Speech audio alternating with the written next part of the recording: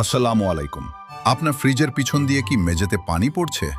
অনেকেই এটা দেখে ভয় পেয়ে যান এবং ভাবেন ফ্রিজে হয়তো বড় কোনো সমস্যা হয়েছে, কিন্তু সব সময় বিষয়টা এতটা গুরুতর নয়। আজকের ভিডিওতে জানবো ফ্রিজের পিছন দিয়ে পানি পড়ার প্রধান কারণগুলো কি এবং কখন আপনাকে সতর্ক হতে হবে।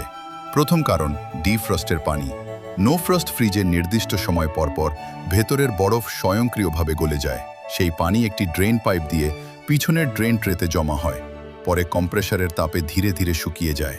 কিন্তু ট্রে যদি সঠিকভাবে বসানো না থাকে, ফেটে যায় বা উপচে পড়ে, তাহলে পানি সরাসরি মেঝেতে পড়তে পারে। দ্বিতীয় কারণ, ড্রেন হোল ব্লক হয়ে যাওয়া। খাবারের ছোট কণা, বরফ বা ময়লা জমে ড্রেন হোল বন্ধ হয়ে গেলে পানি ঠিকমতো বের হতে পারে না। তখন সেই পানি ভেতরে জমে পড়ে, পিছনের দিকে গিয়ে মেঝেতে পড়তে শুরু করে।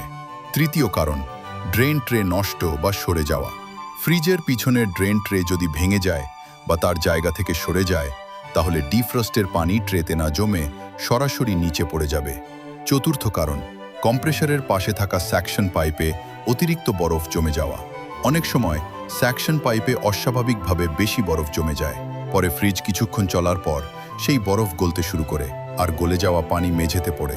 অনেকেই এটাকে ফ্রিজের লিকেজ মনে করেন, কিন্তু আসলে এটি বরফ গলে পড়া পানি।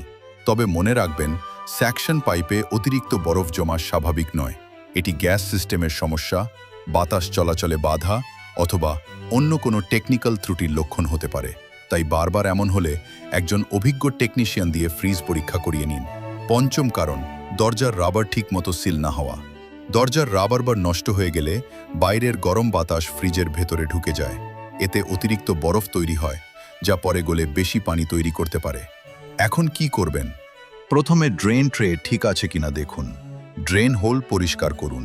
দরজার রাবার ভালোভাবে পরীক্ষা করুন। ফ্রিজ সমান জায়গায় রাখা আছে কিনা নিশ্চিত করুন। আর যদি নিয়মিত পানি পড়তে থাকে বা এর সাথে ফ্রিজ ঠিকমতো ঠান্ডা না দেয়, তাহলে নিজে খুলে কাজ না করে একজন দক্ষ টেকনিশিয়ানের সাহায্য নিন।